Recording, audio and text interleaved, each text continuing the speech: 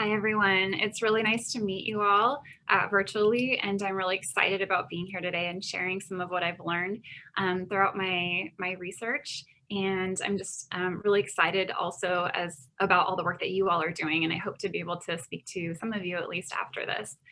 All right, so the title of my talk today is Let's Talk Teen Dating Violence, Lessons Learned in Research and Evaluation. So putting together this presentation was a great opportunity for me to reflect about what I've learned in the past 14 years I've been working on dating violence research and what led me to become interested in it in the first place. Truth is, I've always been fascinated by relationships. I was raised by a single mom through the age of 8, and she ran a dating service for people who were overweight, called it Dates Plus. This was before internet, so it was part of my childhood watching people come over, fill out a worksheet profile, what is your sign, what are your interests, and flipping through the binders that she had put together. I loved flipping through the binders myself and also trying to matchmake my mom. So at the age of 8, given some of my mom's challenges, I moved in with my grandparents. And I also loved watching their relationship and was fascinated by their love and devotion for one another. Then in high school, I dated someone that I became very serious about. And although there were some things in that relationship that later made me wish I had more school-based support when it came to healthy relationships, we dated for 6 years. I had a few other boyfriends in my early 20s and was married for a brief time. I now refer to this as my round 1 college marriage, although I could certainly go on more about the health and also unhealthy aspects of my own love history. But that's not why I'm here today. I'll end my love life introduction by sharing this photo of my husband and I of 7 years. So I'm from Nebraska, and on this day, he met my grandparents at a Nebraska football game. So great way to meet the rents. The main small talk was about how much we love our football in Nebraska.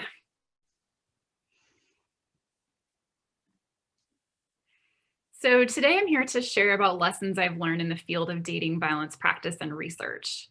My studies have tried to understand how teens experience conflict in relationships, including dating violence, and to understand how these experiences vary by context. So for example, residential foster care home, immigration considerations, and by multiple identities. So adolescents with disabilities, pregnant and parenting moms and couples, Mexican American youth and youth from Mexico. For the sake of time, I'm going to focus today on 2 of these studies. The first is the Mexican American Teen Relationships Study, also known as MATTER. So that's what I'll refer to it as, and the Partnering Project for Young Mothers and Residential Foster Care. Some of my other research has included study around sexuality and disability, graduating students' preparedness for dating violence intervention. I did a study in Mexico around health and dating. And I currently just finished a study on resiliency building, evaluating the Mind Matters program with regard to healing from trauma. Okay, so congruent with my talk today, I'm talking about lessons learned, and I worked on the Matter study as a doctoral student at Arizona State University under Leela Williams. She was the principal investigator. This study had 4 components: surveys that we conducted with urban Mexican American middle adolescents, so aged 15 to 17. We also did focus groups, and we based these focus groups on levels of acculturation. So we used the scores from the surveys to group teens into focus groups by their level of acculturation. So I led the low acculturation groups in Spanish. Videotaped interactions of dating couples discussing their areas of conflict in relationships and their goals. And then the 4th component to the study was focus groups with community stakeholders. So that included, we had groups of school principals, helping professionals, including social workers, counselors, as well as police, and then also in after-school program settings. And we got their feedback on individualized reports that we put together. So teens from their own schools or their own after-school programs, their own findings. So essentially, how prevalent was dating violence in these various sites and what were some of the risk factors and protective factors for their own kiddos. So to share a couple of funny and memorable moments with you all, I will never forget recruiting a couple making out from a phone booth, um, or a conversation with a boy at an after-school program who, in front of his friends, thought it would be great to ask me about my own love life. They referred to me as Miss Skinny ASU, as in Arizona State University. And one of the kids, I'll just never forget this, he had his friends around and he said, "Miss Skinny ASU, do you have a boyfriend?" And at the time I didn't, so I was honest and said, "No, I don't." And he said, "Oh, you don't? Ooh." And so, it was, I was in the hot seat there. And they just loved asking me about my own love life, and I just kind of got a kick out of some of the questions that they asked. So I'm sure you all have your own fair share of memorable stories from working with teens. Alrighty. So I want to share with you a few things that I learned from the youth themselves during this research project. The first was that teens learned a lot about dating violence through talking to each other in focus groups and by taking the survey itself.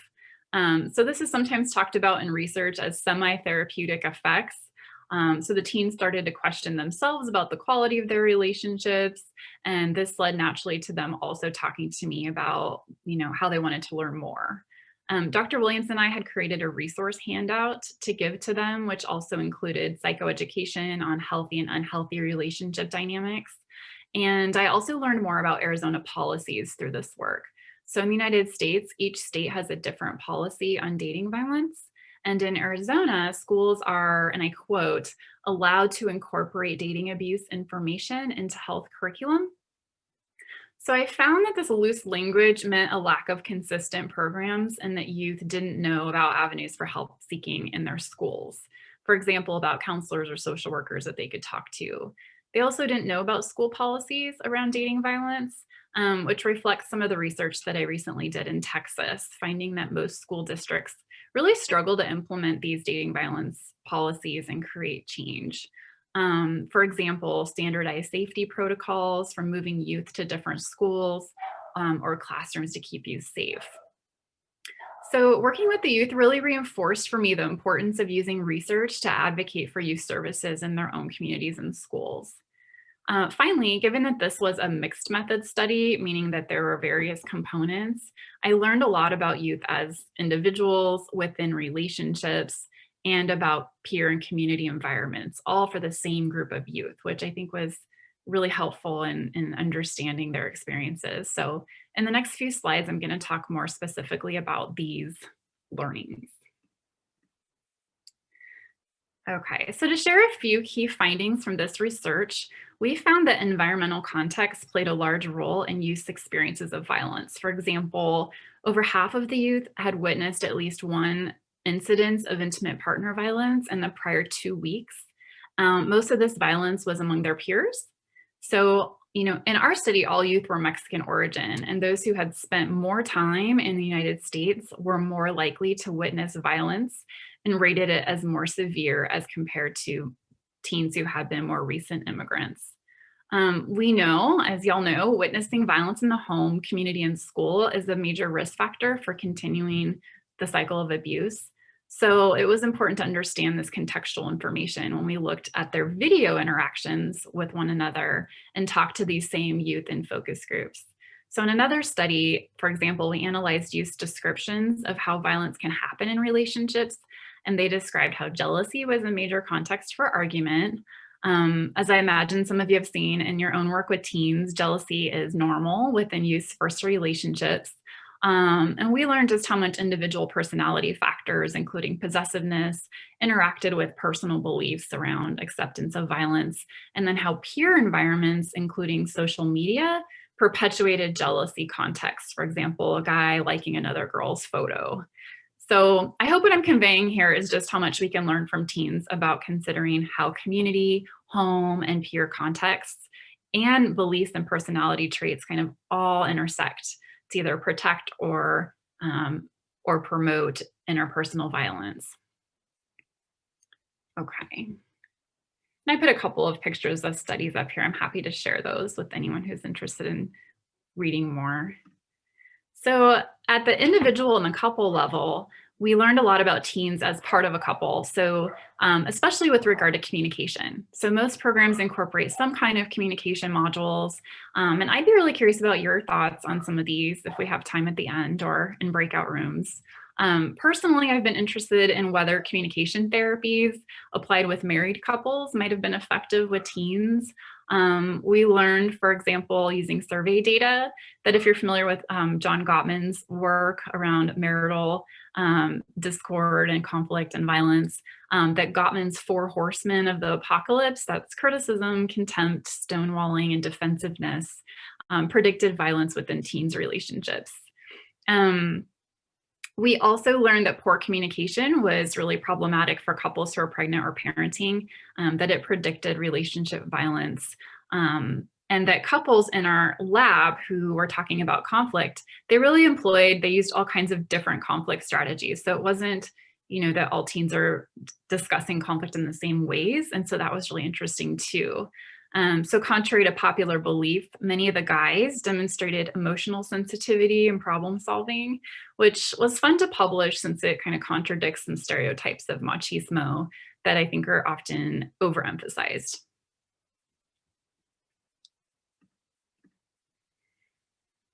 Okay, so with regard to further lessons learned from youth, I learned a lot from youth in this matter study. From focus groups, we learned about their perceptions on help seeking and help offering. So help seeking was viewed as a weakness for much of our sample and was reserved for people who asked for it. Interestingly, you said that they would tell a friend to leave an abusive relationship, but this was also something they did not personally want to hear or feel that they would respond well to. So they were also scared of telling their parents about abuse because they didn't want to be told not to date the person or to get in trouble for dating when they weren't supposed to be. And also feared telling police because they were underage and some of them were without documentation in the United States. So reflecting cultural norms, many youth said that they would reach out to extended family, so cousins, before they would professionals, and very few talked about confiding in a school counselor or school social worker.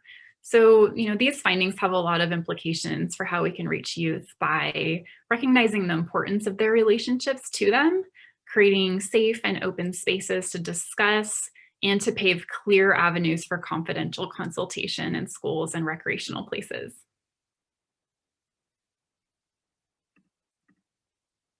Okay, so I'm going to switch gears a little bit and talk about lessons learned from community stakeholders. I mentioned that one neat aspect of the study was the way that we created easy to digest reports for community stakeholders that were site specific. So this enhanced a sense of collaboration and we gained the perspectives of school and community helping professionals upon seeing how high their own numbers were with regard to dating violence. One thing I learned through this was how important it is to tie dating violence prevention to what they care about the most and to academic success. So for example, in Phoenix, bullying was a big topic that was being addressed by Phoenix high school districts. So we needed to be clear about overlapping risk and protective factors. So how, dating violence fits into the equation around also keeping youth safe from bullying.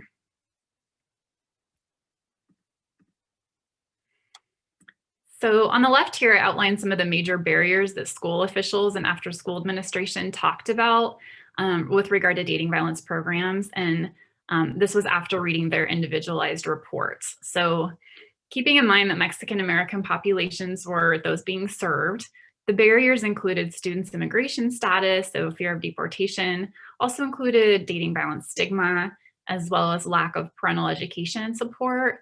And then also logistical factors, meaning that they didn't always have the time and resources to train teachers or helping professionals to run the programs. Okay, so again, I'm happy to speak more to any of these lessons learned and to share these publications with anyone who's interested. But now I'm going to switch gears over to talk about the Partnering Project for Young Mothers in Foster Care.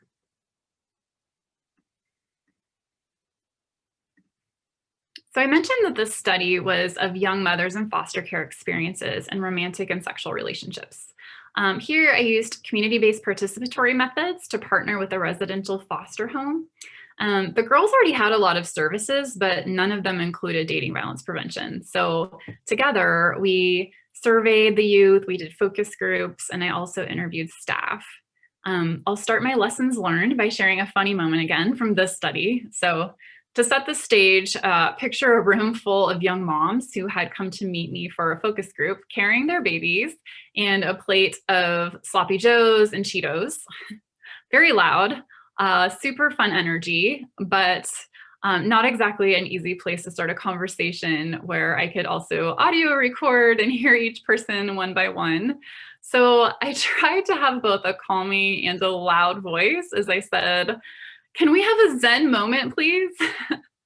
The girls hushed a little and one girl shouts back, "What the F is a Zen moment?" So my first lesson learned was that I'm going to learn a lot of lessons from these teens, including about data collection. So this was the first of my studies where I finally decided I couldn't ignore the role of technology in teens' dating lives. I say this was the elephant in the room because I really wasn't interested in learning more about it. I'm more of a out in nature kind of girl personally, and I felt like I had enough technology exposure by my husband's video gaming. But it was important to them and extremely important for me to be able to understand the dynamics of these girls' dating lives. So I learned that technology was an outlet for these girls, especially in residential foster care, since many of them didn't have permission to leave campus to see friends or their boyfriends or girlfriends. They relied on Facebook, Skype, Snap, how do you say that? Snapshot? Snapchat, there we go, and other apps to keep their relationships up. Many girls talked about how Skyping with their baby daddy helped to, bring the dad into the child's life and to stay in touch that way. The girls also created fake profile pages and flirted with one another's boyfriends to see if they would flirt back, a gotcha kind of thing. I learned a lot about how the girls created more flexible boundaries online where they shared passwords with their partners to create trust. The girls talked a lot about how they had caught their partner cheating by using technology. The girls also experienced a lot of harassment as young moms. So guys would message them on Facebook and say things like, "Oh, I see you're prego. I want to tap that too." That's a quote from one of our girls. So to summarize, I learned that technology offered the girls the opportunity to practice healthy relationship dynamics, for example, Skyping with the father of their child, or even supporting one another through relationship challenges. And it also came with some risks, including harassment and cyber abuse.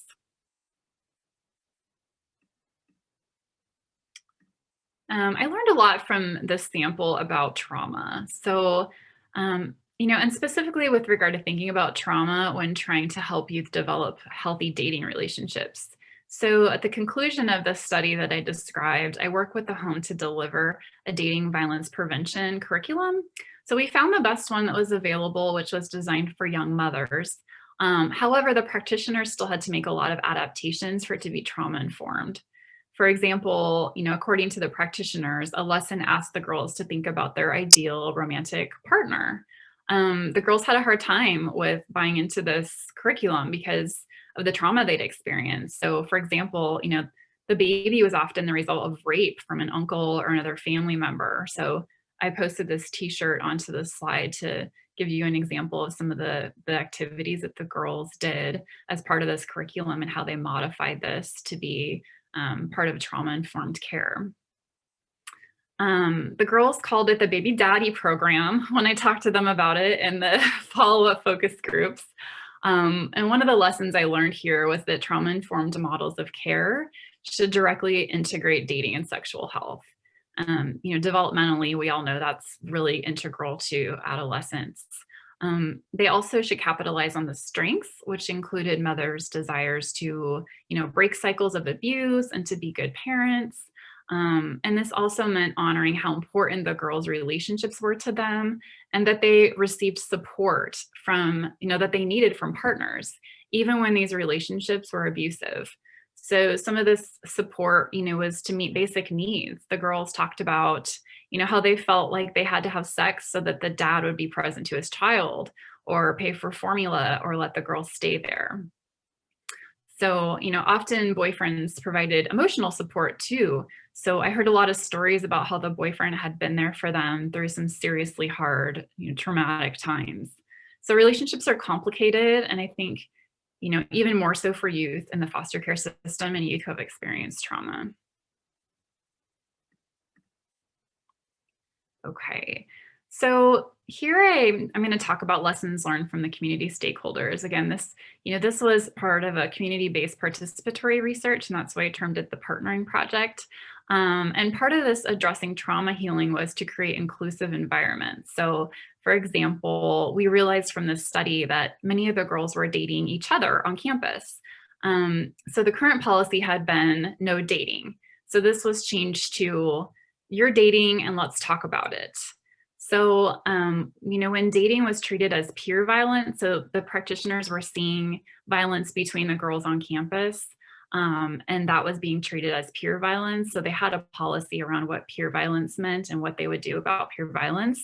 But when we saw that some of them were in sexual or dating relationships with each other, to really look at that policy and make sure that it was responsive to this as dating violence and keep the girls safe, and think about it a little bit differently. So, this type of policy change opened the door for more, real conversations about healthy relationships. And just in general, this community-based participatory project, really a big part of it was creating dialogue around dating, among staff who were clinicians or individually seeing the girls, and weren't talking about some of these topics together. So by bringing them together around some of the findings, then we were able to create more of a sustained dialogue about the importance of this, about how they were seeing it in their work, and then how they could bring trauma-informed dating violence prevention to girls who had, experienced, who were in foster care.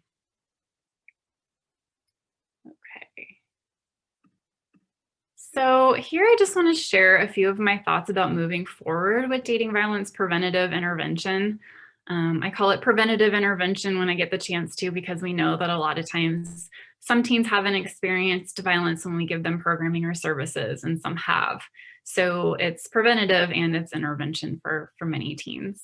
I think that screening and interventions don't always align with what youth are telling us, and that there's just more of a need for discussion around screening, for how we can reach youth with effective screening, and screening that makes sense to their lived experiences. So, for example, most perpetrators of cyber abuse were often victims and vice versa.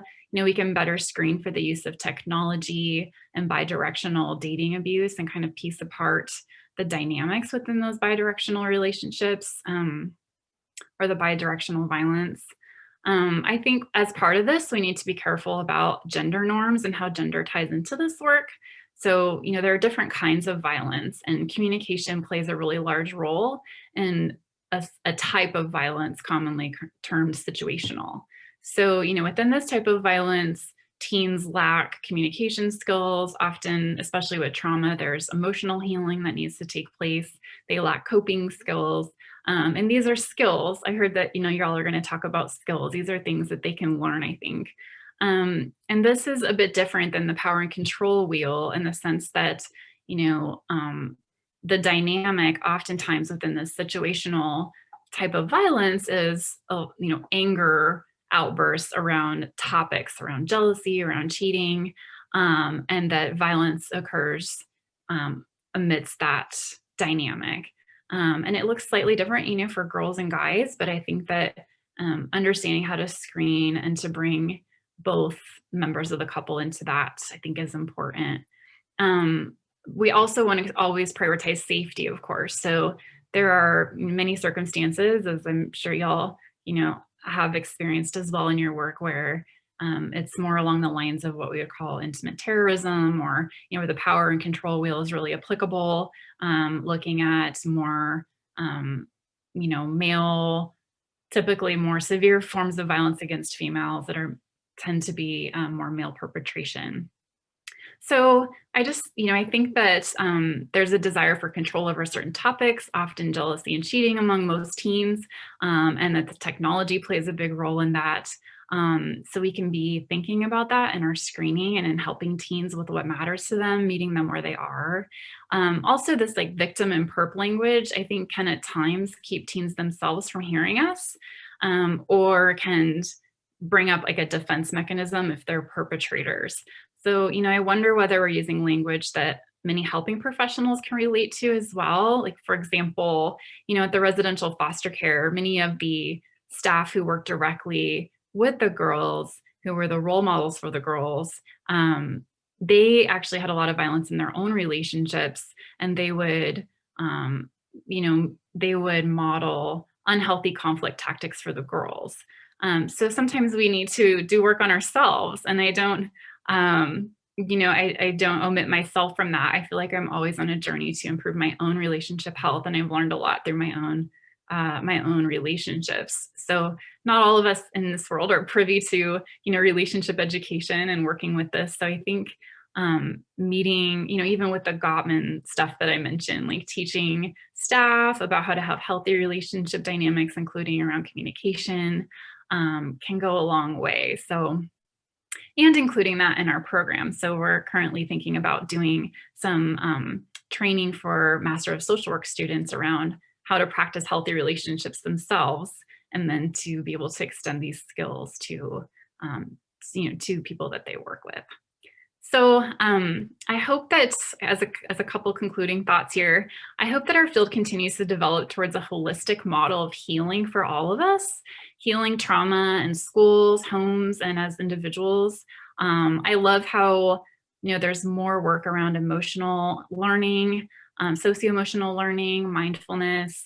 I think that, in communication, I think that these are areas that we can tie into dating violence work to be strengths focused and to kind of normalize relationship conflict and kind of bring us all into the equation of how we can all be continually bringing more love to one another and to this planet.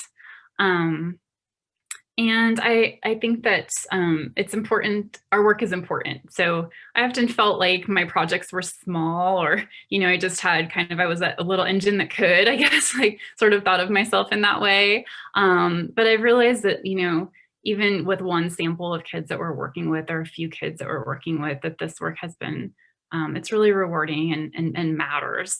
So that's also a reminder just for all of us to keep up the good work. And as a final point, I just want us to also consider our audience. So whose voices are missing from research and from practice. So I'm really interested in being inclusive of youth with disabilities and learning more about their dating violence and experiences and their desire for healthy relationships. And, working with youth who are pregnant and parenting, or who want to be pregnant and parenting. Do our programs include or stigmatize family planning? So just a couple of thoughts to sort of conclude my talk. I'm really I'm excited about where the field is going. I'm excited that you all are here today to continue this conversation and to do this great work. And I thank you for having me today. That's all I have. Thank you so much, Heidi, and like bang on 30 minutes. Very impressive time management. And thank you for just your vulnerability and sharing about your own journey and your journey in the field. I learned a lot, and yeah, it was really great. So thank you. So we'll open it up for questions. So please, as Heidi or Stacy mentioned, please feel free to share your questions. Maybe you can stop sharing the slides for now, Heidi, and then we can put them back up if people have questions. But feel free to type in the chat, unmute. You can, if you want to use reactions, you can raise your hand. Yeah, however you want to ask would be great. And thanks also for the contact information for Heidi is in the slides.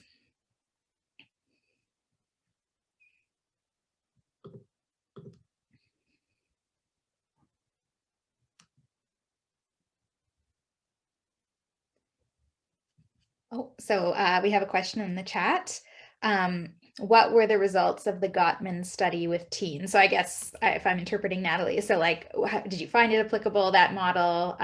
Or yeah, maybe you can give a summary of your findings in that study. Yeah, absolutely. So we found that, at the descriptive level, that teens were using a lot of these tactics that Gottman talked about, including, blame and criticism and defensiveness and stonewalling and harsh startup was another big one. We found um, that the four horsemen of the apocalypse, so the one that Gottman talks about is the most detrimental to relationship health, did predict various types of violence. It varied by sample, so we actually included youth in foster care, ninth graders at just a typical high school in Phoenix, and then youth in high schools, youth and after school programs, excuse me. So it's been a while since I did that study, so I'm pulling it up to look at the more specific findings with regard to these different samples. And I'm happy to share this as well. I remember that that it was pretty interesting how in one way, adaptive forms of communication protected the youth as well from violence. So, we use the scale that of conflict tactics that were, unhealthy, but we also tested their healthy relationships skill sets around conflict, and that those were protective for them against violence. Relationship quality was associated with a decreased likelihood of dating violence. Among the high school and after school samples, but actually with an increased likelihood among youth in foster care. So that was one of the findings that was kind of interesting. So we might be able to kind of think of that from an attachment standpoint, where a lot of times with avoidant attachment or different types of insecure attachment that can be really common with trauma, that a kind of over prioritization of the relationship might kind of lead to some violent tactics, some violent conflict tactics. But that's something we would need to research more. So I think that one thing that I've been thinking about with this study is the use of repair attempts. So in married couples, repair attempts are, taking a break or saying a joke, right, doing something to lighten the mood, and that those are seen as something positive. But sometimes with our youth, and we observed them also using a Gottman scale in their video interactions, we found that these repair attempts could be sort of they weren't all created equally helpful. So sometimes they would use sarcasm, for example, or their idea of joking around was sort of offensive. So that's something that I'm personally really curious about learning more. So I may have said more than you want, or not as much as you'd like to see, but I'm happy to share the publication. And I appreciate your question. Now I'm muted. Great. Thank you, Heidi. That was very helpful and super, interesting to think about those, different repair attempts. And we can share that publication. And if it's of interest, we also do research summaries, so we could do that for the group. I have a question, but I'll see first, if there's other questions, people want to unmute or type it in the chat.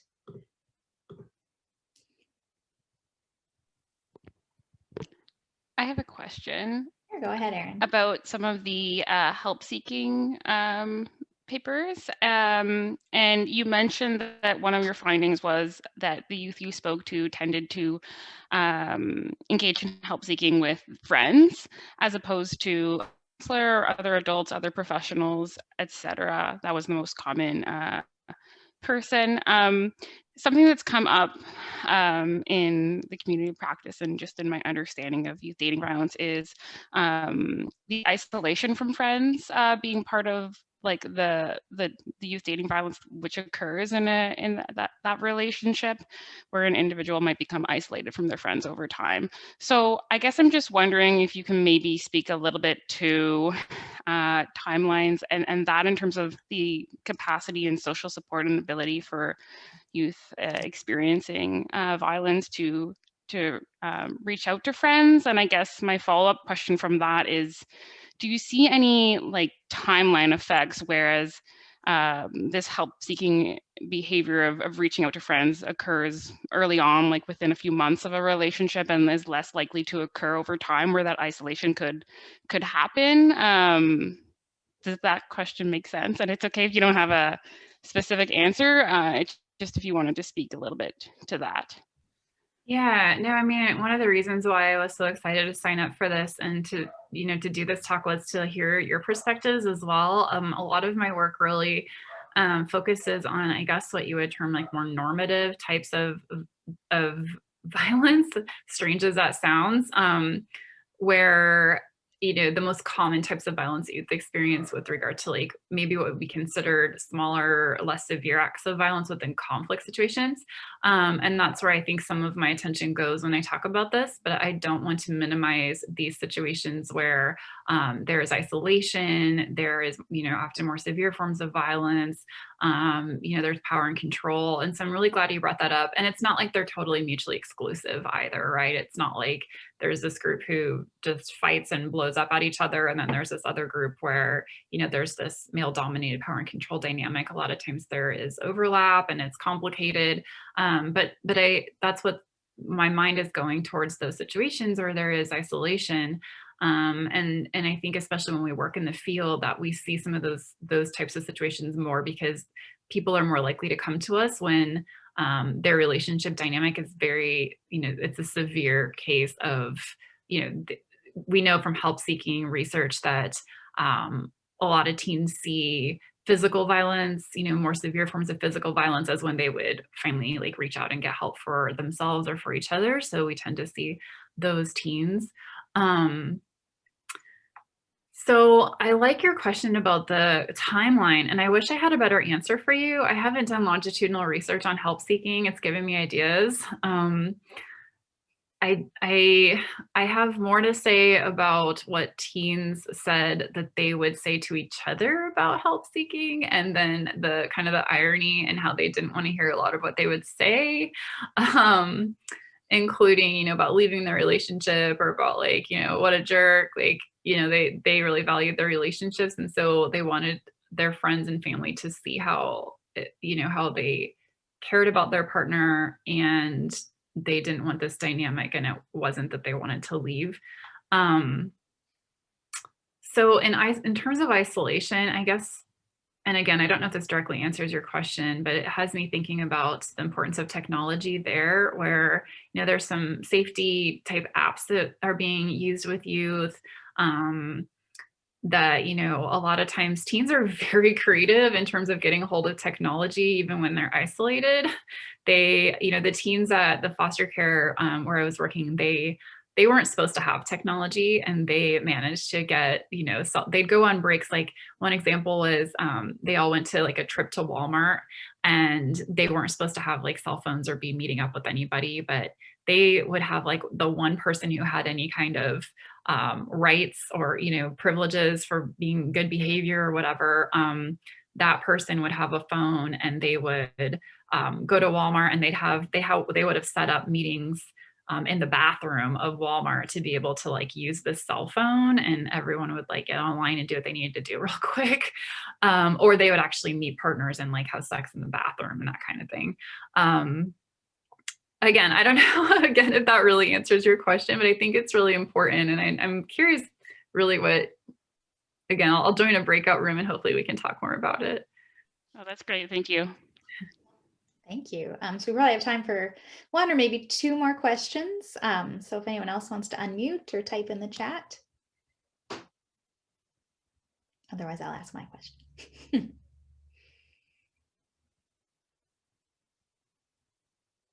Okay, I'm gonna ask my question. So I'm curious around, like, acculturation is not something that really gets measured in Canada in the same way, but we do talk about first, second, or third generation immigrant or new Canadian youth. So I'm curious about your sort of overall findings on acculturation, what you think that means for prevention programs for youth who are newer to either Canada or the US, and what that means in terms of what we should be doing for prevention. Yeah, that's a great question. And I wondered about that when including it today. I was like, is this going to be relevant at all? You're talking about Mexican youth coming over to the United States.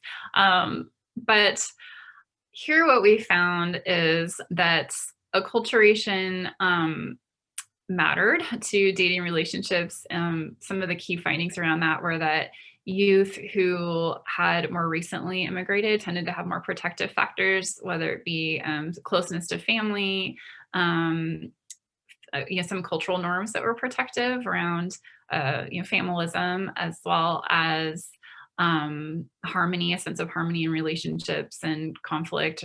But where we started to see challenges, like youth would talk about challenges in biculturalism, which is typically thought of as an asset. It is an asset in many ways to be bicultural, but they felt like a tug between like home values and for the Mexican youth it was largely like not dating, and it was double standards for guys versus girls, guys having much more leeway to do what they wanted, and then acculturation coming with this idea that wasn't necessarily based in truth, but around how media portrays the United States and hookups and friends with benefits, and this idea that they wanted to like live life on the up, as some of the guys talked about it, and the girls would talk about challenges with how they saw guys as living life on the up when they had emotional challenges from that. They wanted more commitment in their relationships, and it's I don't know that the girls necessarily felt like they needed more commitment. They would talk about that as, but they didn't like the double standard, and they wanted, they were challenged by this idea of like kind of free sexuality in the United States that guys would sort of go on to, and they already had sort of more power in that regard. And we had quite a few teens who were pregnant or parenting a third of our sample. And so, there were dynamics there with how we want to raise our kids, how we want to think about family planning, and motherhood is really revered among, Mexican culture. And so there was like a kind of tug of war around that too, of like teen pregnancy prevention, but also especially girls who had experienced trauma. There was, there is, there's a message to not get pregnant, but then when a girl would get pregnant, then they would have a lot of extra attention from family, and everyone would come around the baby, and they'd come around and throw showers. And it's like, well, you see a different story sometimes. So that was tough to navigate. Also, we saw with low acculturated boys, and this was interesting because it was more the way that the boys and girls talked about low acculturated, like, Mexican guys, than they actually like exhibited in their interactions, like in the videotaped interactions and their own voiced experiences. But they would talk about how those guys tended to be like more possessive and more jealous, and that would lead to violence.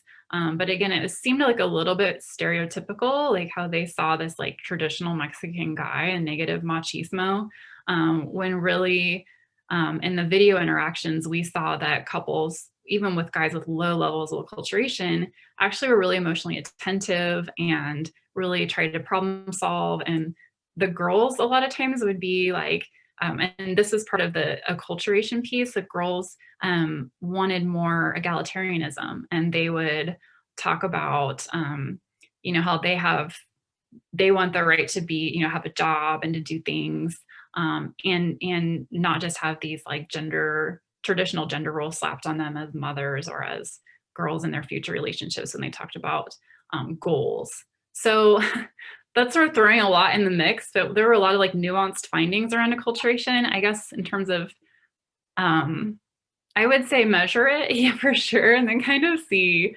how it plays out. I think it can play out differently with, scales and then their actual interaction. So I don't know. I'm curious too, from, the populations that you serve there. It's a great question. Yeah, no, I think it's something, I mean, overall that's understudied, but really interesting. And then, you know, as well in the Canadian context, because there's many, groups that are learning or having to walk in two worlds, and the constraints and the tensions that are inherent in that, and what that means for dating violence. So I think that's, a great place to leave it. I see it's our time for a break. So we're going to have 8-minute break. We'll be back at 11:55 Mountain, which is 1:55 Eastern. And we will then join breakout rooms. And we're very fortunate that Heidi's going to stay for some of those. So we will see you back at 11:55 or 1:55 or whatever time zone you're in. Thank you. Thanks again, Heidi. That was awesome.